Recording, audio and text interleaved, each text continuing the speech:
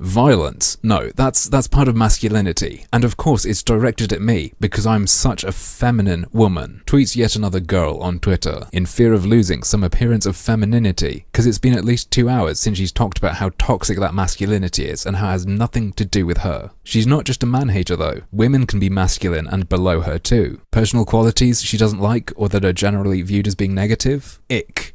Ick, ick, ick. They're not just bad qualities, they are masculine. Nothing to do with her. They couldn't be anything to do with her. She's feminine. And unlike those people with a fragile masculinity, she doesn't need to prove that she is feminine. She is just completely comfortable with who she is, as you can clearly see from her constant screeching that masculinity is antithetical to her own personal character. And that means, unlike men, she will never lash out irrationally just because she feels her femininity is threatened. Like she angrily told the world, that's just something all boys are trained to do. Luckily though, there are some men who don't take on this fragile masculinity, and they are really important. Thanks to the fact that they are more physically imposing, they can step in and protect women from any men who might be perpetuating rigid gender roles. Alright, let's get serious. I've been making fun of it, but fragile masculinity is a really big deal. It's when men are obsessed with appearing masculine, to the point that they will buy bacon-scented mandals. That is one step away from killing transgender women to prove you are not gay. All these people are trying to say is that masculinity, as it stands now, is the root cause of all of society's ills. There is no reason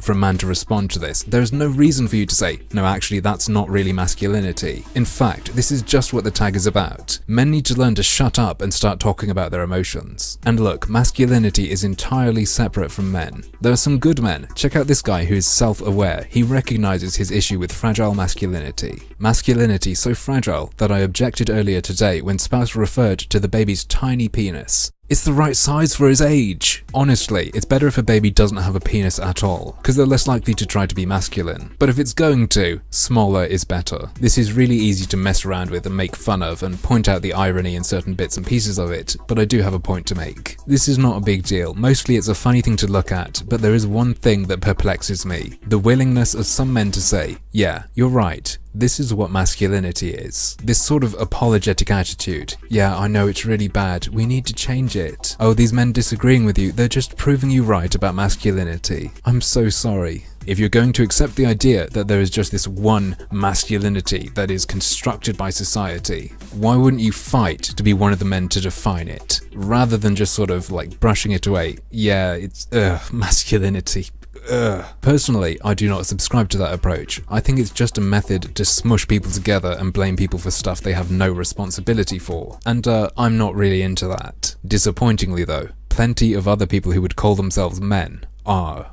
But, as usual, that's just another one of my harmful opinions. Just a heads up in case you didn't know, I had a t-shirt designed and I am selling them through Teespring. There's a link in the description if you're interested.